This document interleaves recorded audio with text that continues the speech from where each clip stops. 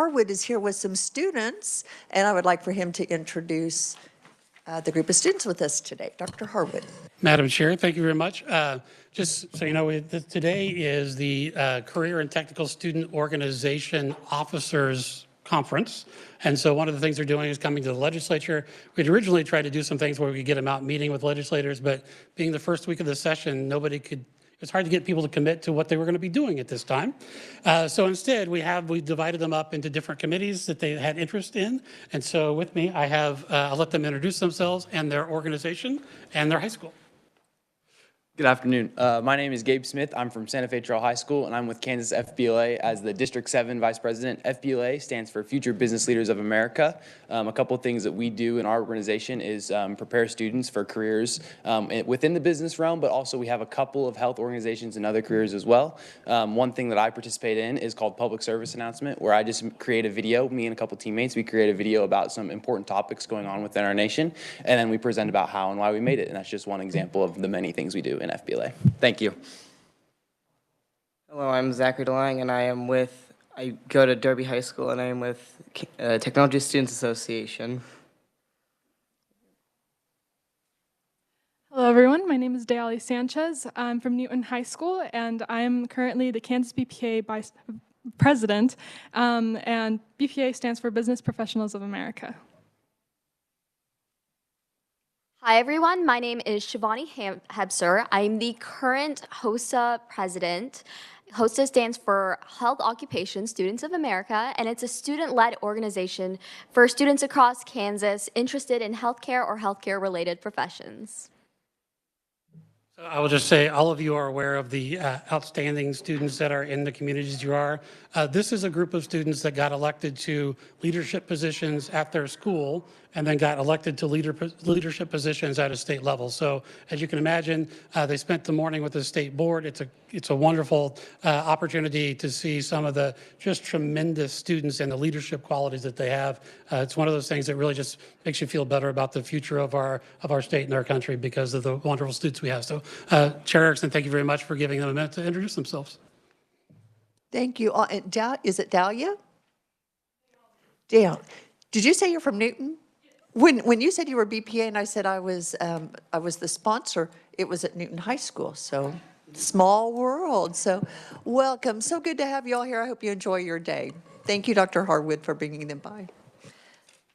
Committee, we do have a new committee member, so I would like to welcome Senator Scott Hill and give Scott a chance to address the committee.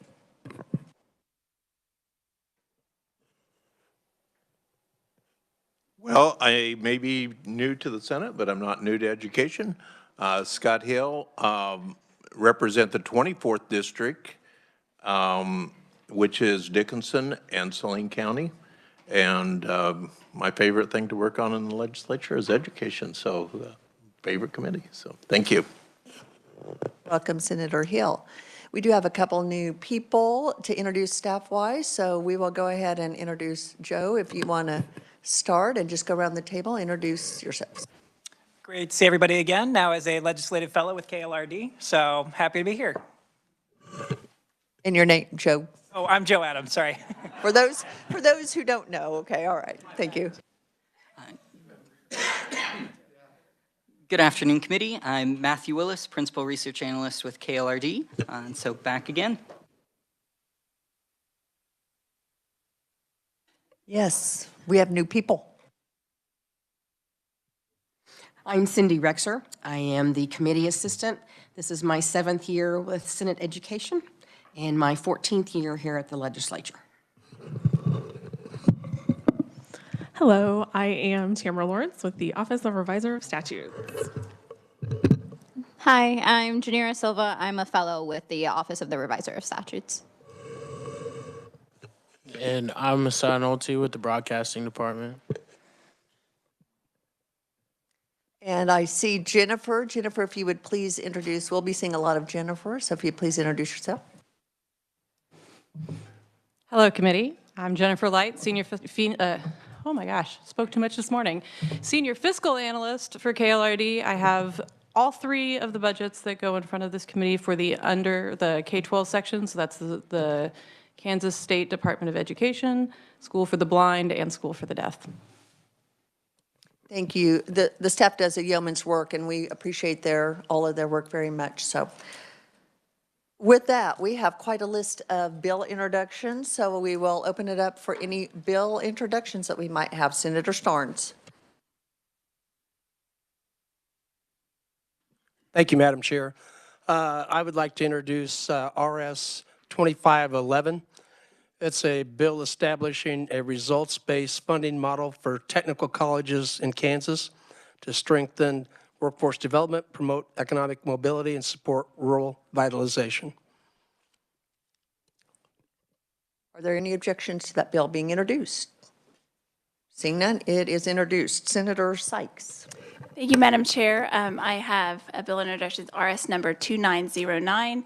In this, we are not dealing with a new funding formula this year because of the task force, so this would extend the sunset just for 1 year to give our school districts time to prepare as we write a new formula or make changes to that formula. Are there objections? Seeing none, that bill is introduced. Senator Shane.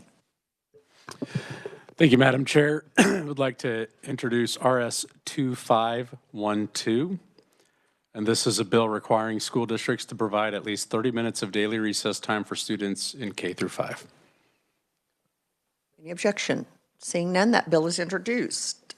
Senator Hill. Thank you, Madam Chair. I would like to introduce bill number RS 2892, an act establishing limitations upon the use of digital devices in certain grade levels. Any objection? Seeing none, that bill is introduced. Senator Thomas.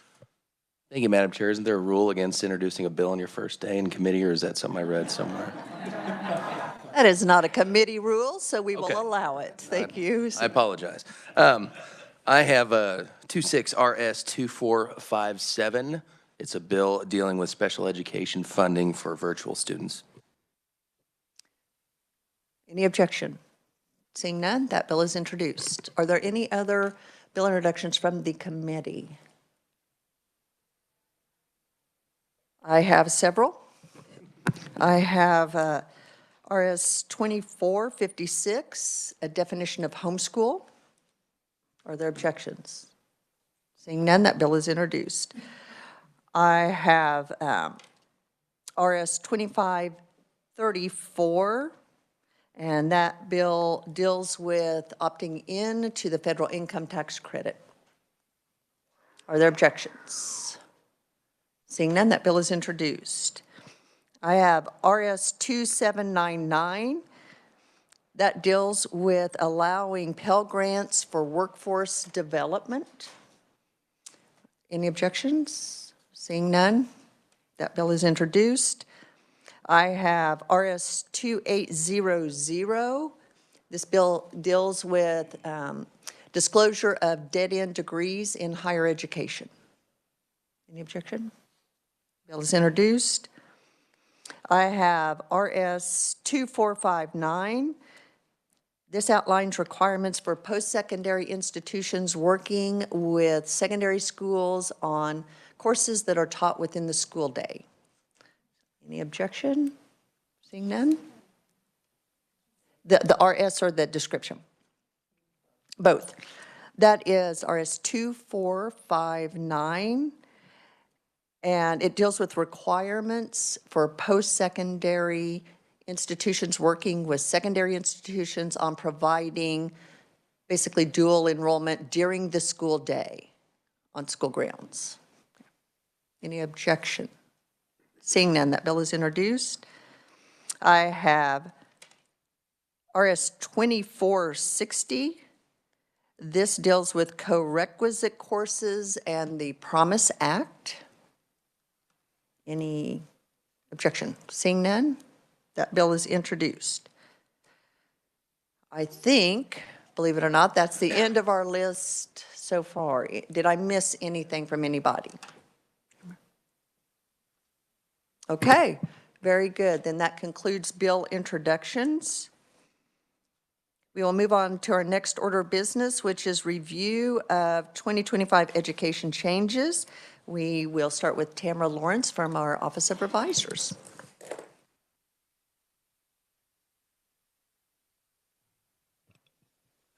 Thank you, Madam Chair, and good afternoon, committee. You should have access to a document online that looks like this. If you need a physical copy, please let me know. I am going to discuss the action taken by this committee last year and the bills that became law and what happened to those that didn't. So there were 10 bills that went through this committee that ended up becoming law. I will talk about those first. So substitute for Senate Bill 45 requires the State Board of Education to calculate graduation rates for all school districts for purposes of accreditation using an alternative calculation.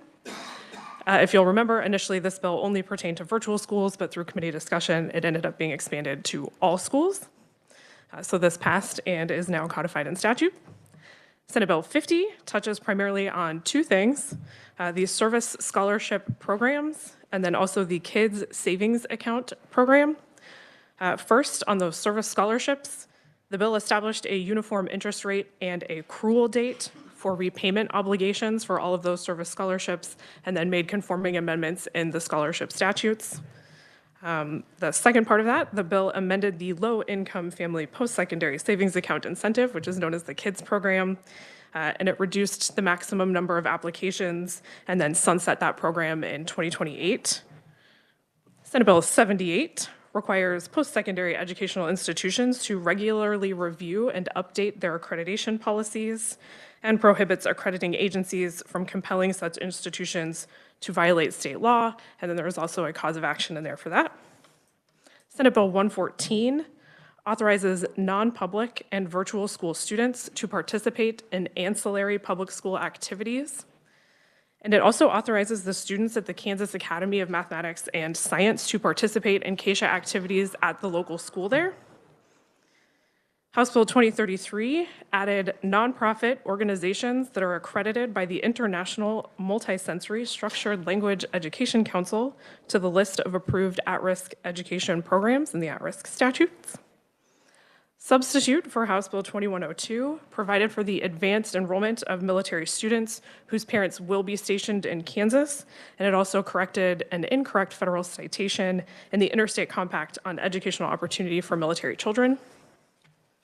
House Bill 2120 authorized the Board of Regents to convey certain property on behalf of Kansas State University and the Veterinary Center there.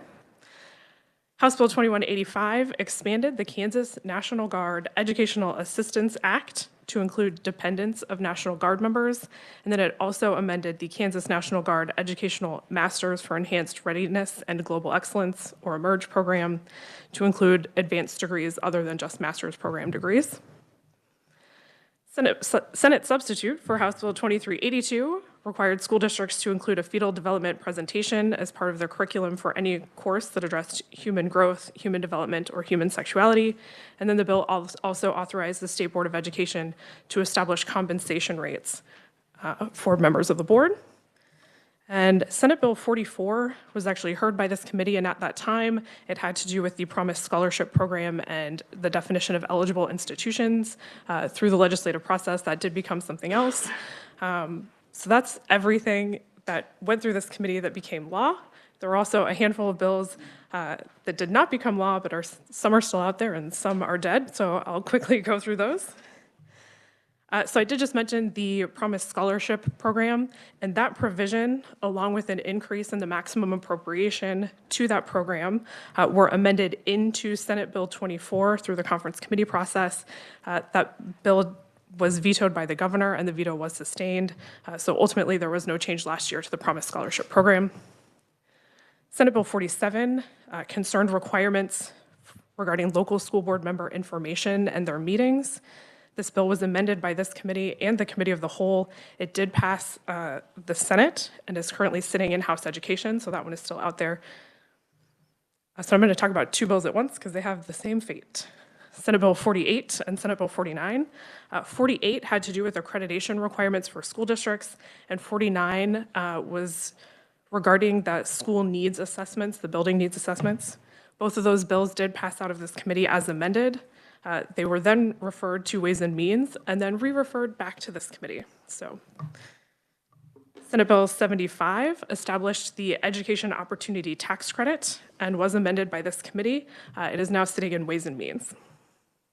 Senate Bill 76 would have enacted the Given Name Act that did pass here, but then was and sent over to the House, but that was stricken from the House calendar. Senate Bill 87 would have expanded the tax credit for low-income student scholarship program. That bill was also stricken on the House side on the House calendar. And lastly, Senate Bill 263 establishes standards and requirements for those active shooter drills that take place at schools. That bill did pass out of this committee and is currently below the line on Senate General Orders. So if you have any questions on those bills, I'm happy to answer them. Thank you so much, Tamara. Committee, we don't traditionally do this, but I thought it might be good if you're like me to just kind of know. Sometimes we hear so much, we're not sure where bills currently stand, and I think that this might just help us reset and know where we're at and what we need to take up, what's left, and then move forward from there. So hopefully this was helpful. Are there any questions for Tamara on the status of any of these? Okay, great. Thank you so much, Tamara.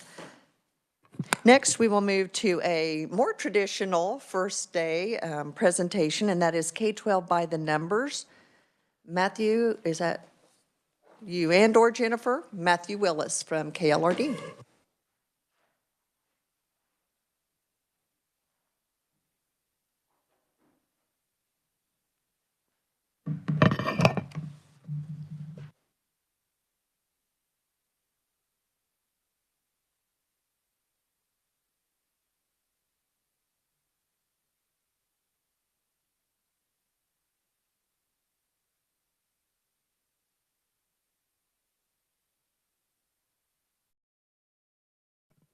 All right, thank you, Madam Chair, members of the committee.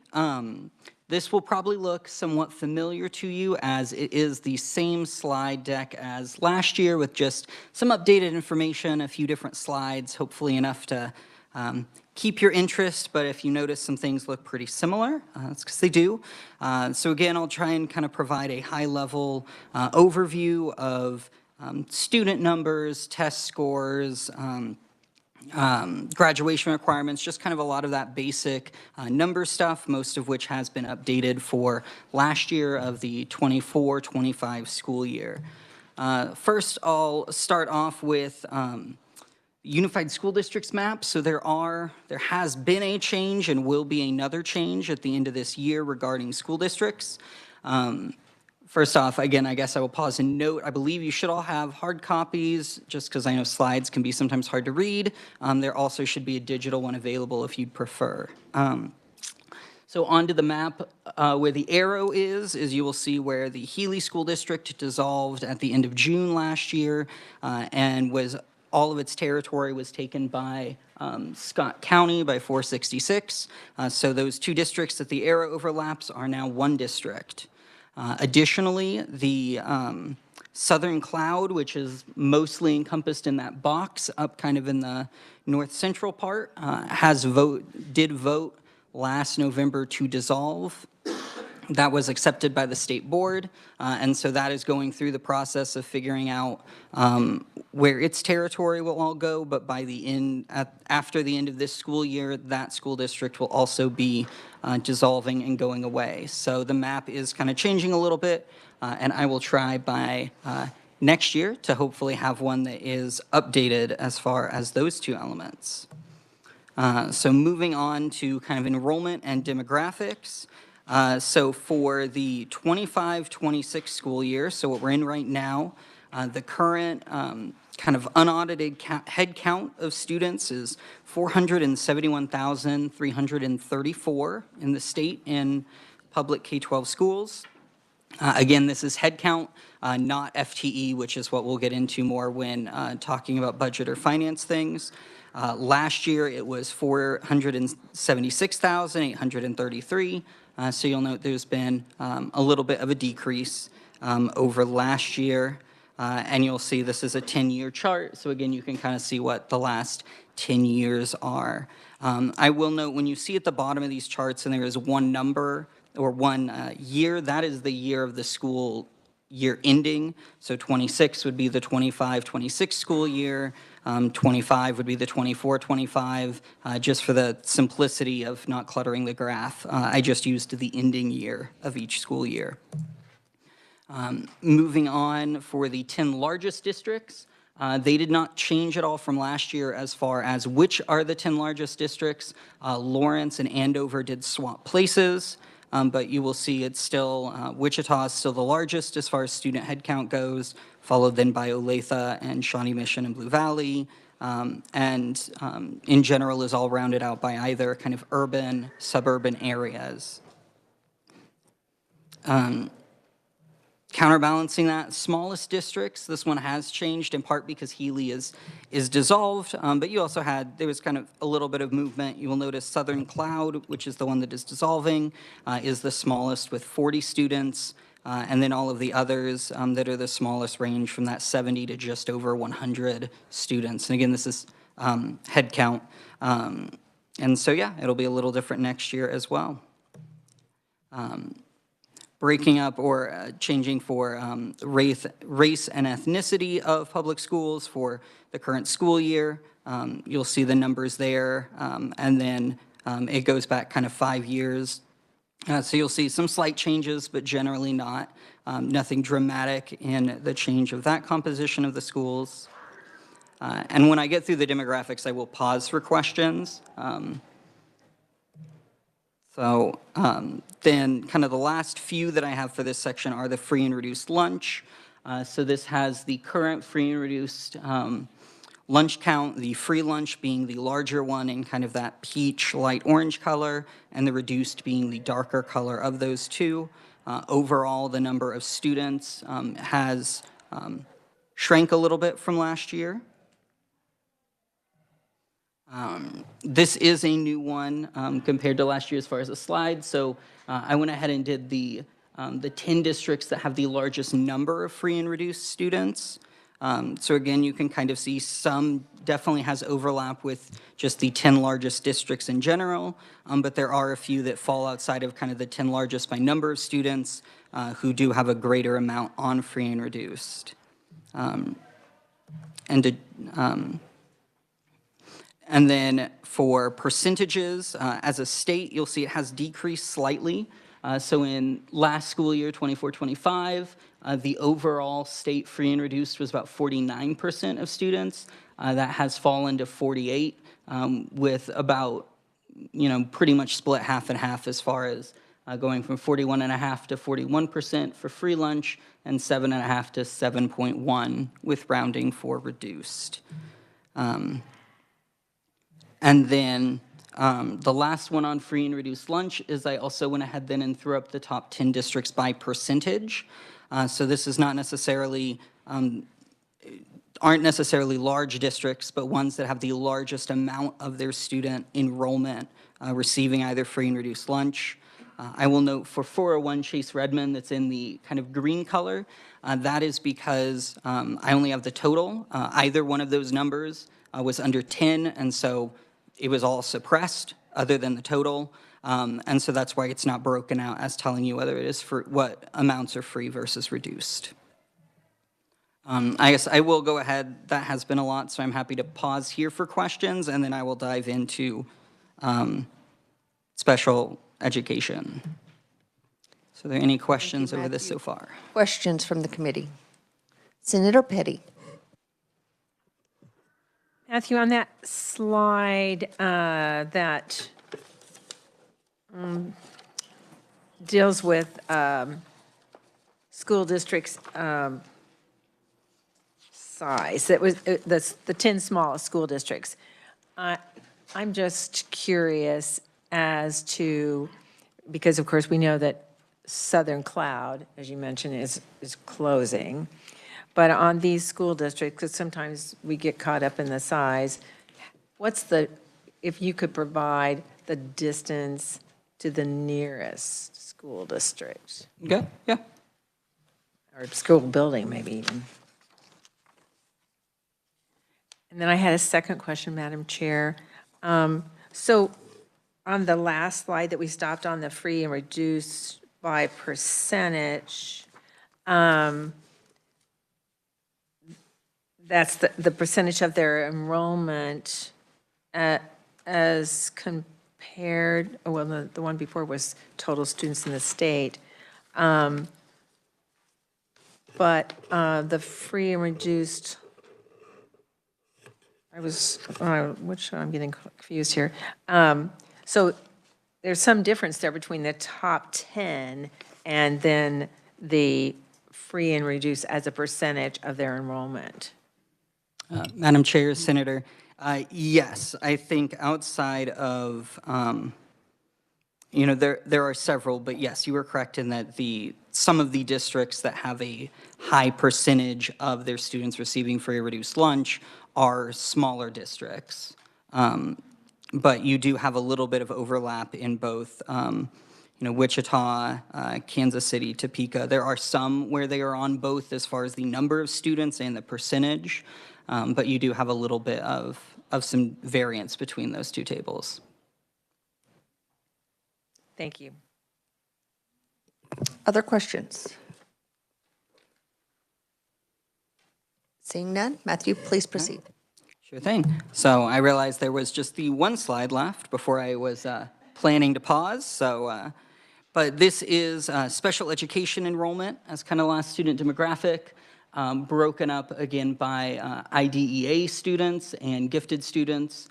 Just as a reminder, both have IEPs, both are treated the same as far as all of that elements go, but just for kind of seeing the difference, you will see that in general, and has been the trend for the last few years, is those numbers are increasing.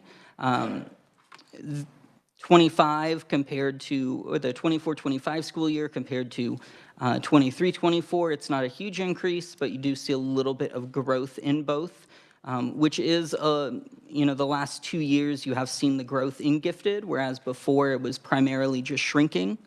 And so gifted student has increased some, but the IDEA students have consistently, as you can see, been increasing over the last 10 years. So I can pause if there's any questions on that slide, and then I'll get into some assessment stuff. So, any questions on that particular slide? Seeing none. All right. So assessments. So as I'm sure most of you are familiar, so state assessments, last year was the first year with the new test as far as some changes they've done in cut scoring of it, in numbers of questions and things like that. They have slightly, or they kind of tweaked the descriptors for the assessment levels. So there's still 4. But you will notice, and they are still along the lines of limited, basic, proficient, and advanced. The main difference, though, being that the old descriptors that I went over last year, we're talking about that related to their skill and knowledge needed for post-secondary success. And now these are based upon the grade-leveled standards for the test. So, for example, as I have here, Level 1 is a limited ability to demonstrate their knowledge and skills of 3rd grade ELA standards or 5th grade math standards, or, insert the grade of the test they're taking and the subject they're taking. And so is just kind of tied more to the standards for that and not mentioning the post-secondary success component. Additionally, you will see, so this is 10 years. I have kind of asterisks or noted that while the cut scores and kind of the scale scores have changed, I did confirm with KSDE that there is that it was appropriate to go ahead and continue it on the same bar. So you will notice, and it's easiest to read in the chart below it, the changes in levels 1 through 4. This is for all students, for all grades, so kind of essentially a statewide element. So for ELA, you will see that level 1 decreased from 33.8% to 28.4%. Level 2 decreased as well. Level 3 grew from 25.3 to 34.8, and then level 4 increased a little bit. Similarly, For math, again, you can kind of see the same. This is for all students. You will notice a decrease in levels 1 and 2 with an increase in 3 and in this case, a very slight increase in 4. And then science, which I will note, or again, as a reminder, so ELA and math are 3rd through 8th and then 10th grade. Science is 5th, 8th, and 11th. So the science test is not taken nearly as frequently as the ELA and math. But again, you will notice a decrease in level 1 with then increases in the other 3 levels. Similarly, these next ones I'll go through is just for last year's, the 24-25 test, but it is showing it as a breakdown based on lunch type. So you have free lunch students in the kind of dark orange, reduced lunch students in the yellow, and kind of the peachy light orange is self-paid lunch students. So you will notice that the free lunch students, the largest amount is at 42%, is in level 1, and then it kind of decreases as you get up in level. The reduced lunch is kind of more evenly spread out between levels 1 and 3 within a small amount in 4, and the self-paid kind of climbs up from 1 to 3, and then still has the largest, if a reduced number, in level 4. This is for ELA. Similar kind of for math, and again, still yet a kind of similar-ish distribution and trend for science. I'm happy, since the state assessments are a little bit of that with new, I'm happy to pause here for questions. The remaining part of the assessments will probably go a little bit faster. What questions do we have? Yes, Senator Gossage. We know from, or I recall from my tested measures classes in college, that you can't compare one test to another. So are we comparing the results for the new test that they took in 2025 to the old test that they took in prior to this? So, Madam Chair, Senator, my understanding is that they have done the work to essentially bridge the test together so that you can say that score X on the new test is equivalent to score Y on the old test, so that you can make those comparisons. I'm not sure kind of how far that has gotten as far as breaking down some of these details and everything, but they have done the work to make sure that some of that cross comparison is continuing. Beyond that, I would either defer to them or need to get kind of additional information on some of that. I would like additional information. Sure. Thank you. So Matthew, just to be clear, what you are presenting does not have any of those adjustments. This is just the scores from 2024, the scores from 2025. Is that correct? Madam Chair. They're not adjusted. Yes, that is my understanding. It is the percentages reported that fell into each of these levels, not necessarily. I do not believe that it is comparing what the test from last year would have been if it was the test from 24, which I imagine is part of the difference between the percentages, is a mix of potentially some differences in the cut scores mixed also with changes in student performance. Yes, I agree with Senator Gossage. I would like to see, what it would have looked like to have we used the previous year's cut scores. Senator Sykes. Just a comment, I think this is looking really good, especially those English language. And the chair, Senator Erickson, and I serve on the Children's Cabinet together, and we're also seeing some of those literacy rates with our younger Kansans increasing and doing well as they're better prepared for kindergarten. So I think this is a good trajectory, and I just wanted to bring that up. So thank you. Other questions or comments? Senator Petty. So Matthew, when how did I get back here? When I look at these state assessments and this comparison with lunch, with free and reduced lunch, I could can I also move to the next point of saying we're talking about economic levels as well? Madam Chair, Senator, yes, in the sense that to qualify as free lunch, your family must fall within a certain economic level. Similar with reduced, self-paid, there is a potential, I guess, where you have not filled out a form to qualify for it. But yes, in general, I would say that the bulk of it you could use to kind of group into economic levels of family income. Thank you. Any other questions or comments? Seeing none. Perfect. So moving on, ACTs, the kind of higher ed test. I tweaked this one from last year, so beyond including 2025, where the national composite score remained at 19.4.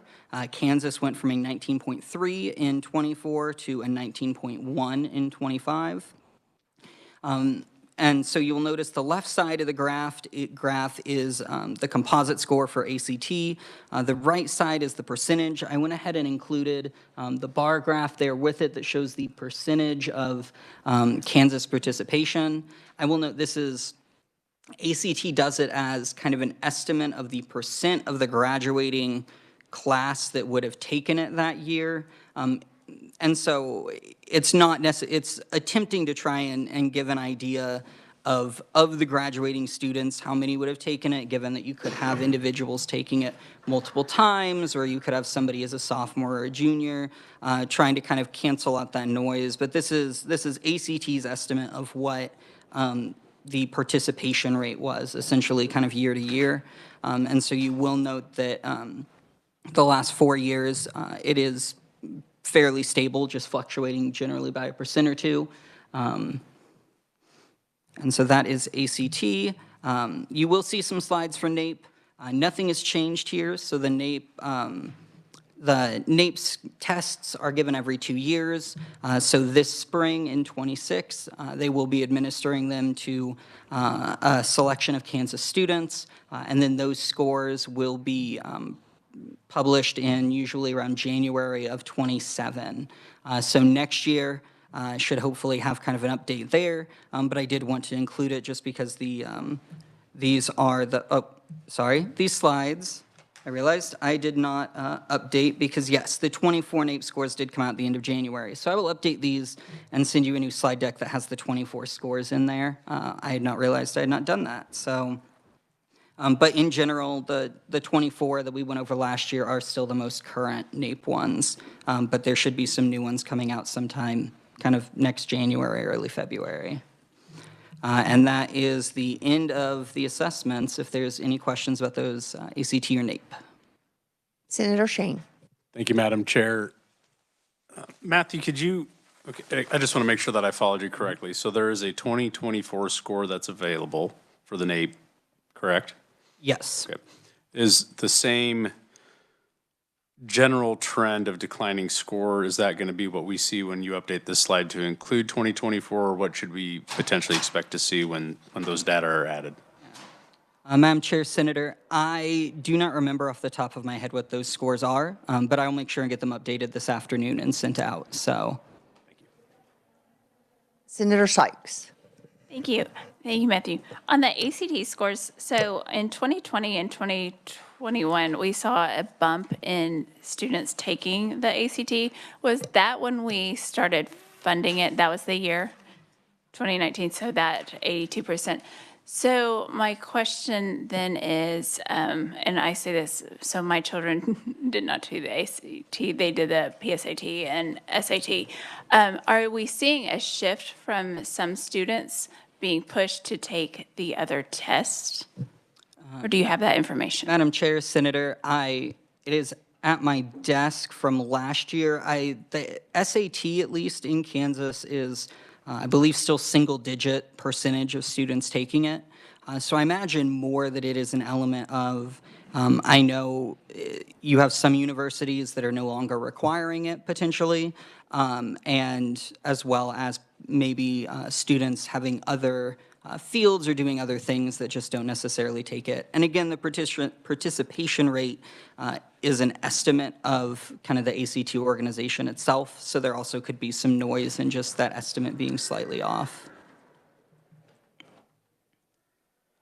Senator, I about said Shane Starnes. I apologize. Senator Starnes. One of those S's. Thank you, Madam Chair. And I just did some quick figuring on special education enrollments from 26 through then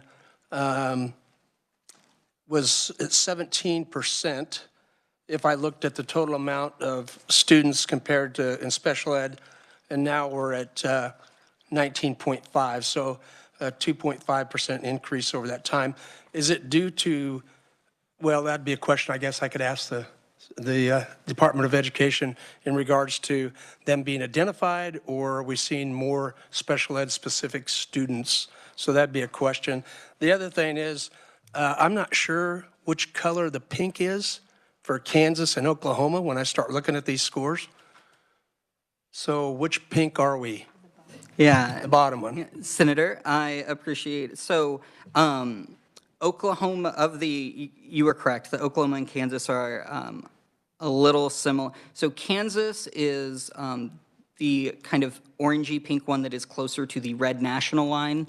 All of our NAEP scores are generally right around the national average, either a little above or a little below, whereas in most of these, the Oklahoma one is the bottom line of them. Thank you. Any other questions? Seeing none, Matthew. Thank you. So student outcomes, just a few slides left. Graduation rates. So you will see that for the 24-25 school year, statewide graduation rate was 90.5%, up about 1% from 89.5 in 24, and generally has been trending upward with each year, by and large being greater than the last. And then post-secondary success rate. So this is a few years, but KSDE's kind of attempt or way of also kind of viewing, the post-secondary success of students. So to kind of walk through, you have three elements of these. So the dark orange one is the graduation rate, and then the yellow one is the success rate. And so the success rate then is essentially the students after 2 years have to have met a kind of one of the following. So they must have earned an approved certification while in high school, earned a post-secondary certificate, earned a post-secondary degree, been enrolled in a post-secondary institution in both the first and second years out of high school, and or are a student with disabilities who has met the district graduation requirements for a diploma. So they then, if they figure out the amount of students that meet those criteria, and then they essentially take the graduation rate times the success rate to determine an effectiveness rate of both graduating students and them going on to some type of post-secondary success. So since it is a kind of a 2-year follow-up, it is a little bit behind. So essentially this is saying 2023 is they followed the students for 2 years. So last summer was when they then had the time for that. So this summer will be the class who would have graduated in 24. And so you will see that for the 22-23 school year, the graduation rate was 88.1%. Of those students, 54.9% met one of those metrics in that success rating. And so then statewide, the effectiveness is 48.3%, because you would take that 88.1 times 54.9. I'm sure that is incredibly clear with no questions.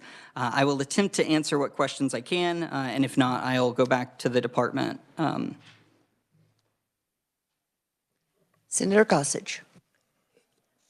Thank you, Matthew. Who determines that criteria for success? Madam Chair, Senator, I would have to get with KSDE on who exactly, but my assumption is it was either some combination of the state board or the department. It is a metric that the department tracks, but it is not anything that I believe is statutory or anything like that. So I would have to do further investigation on where exactly those criteria Can you came from. find out for us the response rate? So if they're following up 2 years from now, how many of the graduates responded to the survey or responded to whatever the questions they were? How many were they able to find of these graduates? What percentage? I ask this question of the success rate because there is nothing on here that indicates success rate for a lot of people that I know. And these are people that got a job out of school. They're very happy. They're making it. They're working their way up in a company, but I don't see that indicated on here anywhere. Thank you, Madam Chair. As a quick follow-up, Matthew, I thought at some point they included those who enlisted in the military, but am I? Madam Chair, I believe that they are working on that. I think either last year or so. I've not heard anything recent, but I believe the commissioner had mentioned that they want to, and it's been trying to work with DOD on figuring out that information exchange to confirm which Kansas high school graduates then enlisted. So I would presume that that is still somewhere in the works, but I can follow up. Thank you. Other questions? Senator Hill, did you have a question?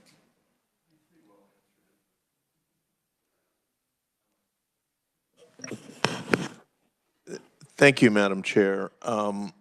Has there ever been any attempt by the Department of Education to identify the success rate, whatever that happens to be, of the 12% of kids that do not receive a high school diploma?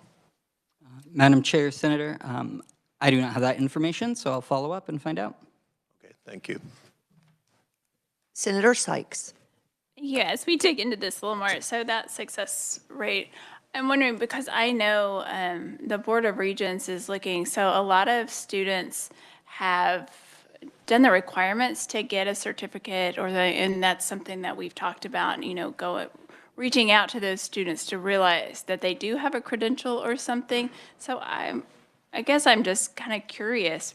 I think there's probably more students who have established something, again, whether that's their job right out of there or they qualified for that credential or something and they just maybe didn't get it. I don't know, just random thought.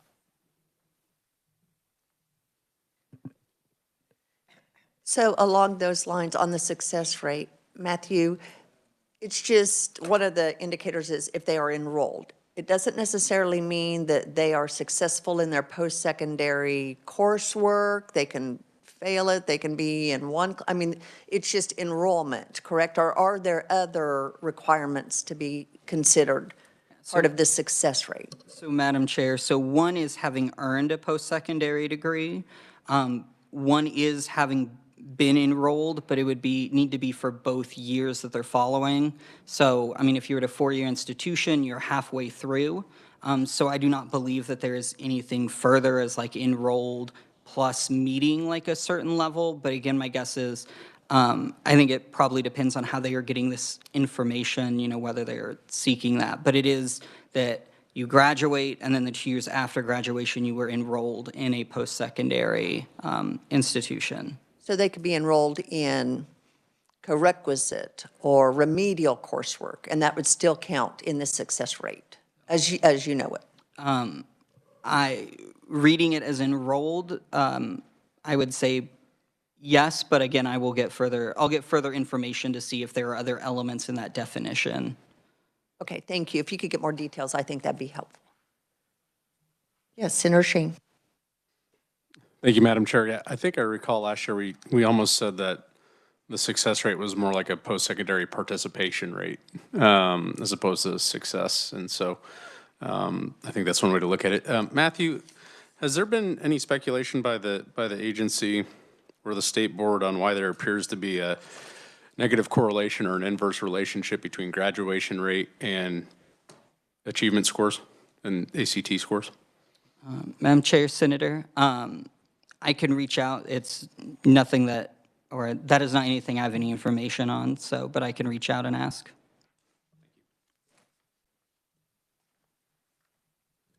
Matthew needs more on his plate to get back with us on, so is there anything else? I think this is always helpful just to see the updates, and so Matthew, thank you so much for the presentation. Absolutely.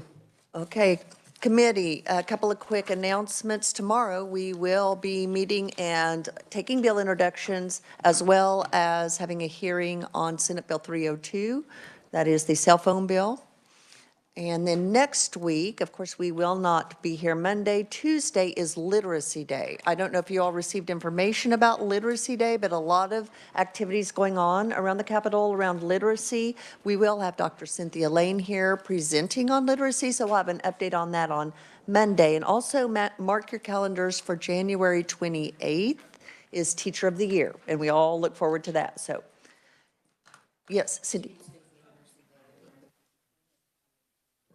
Yes, thank you. Literacy Day is 218 North. We are meeting with the House Education Committee at that time. So please note that room change.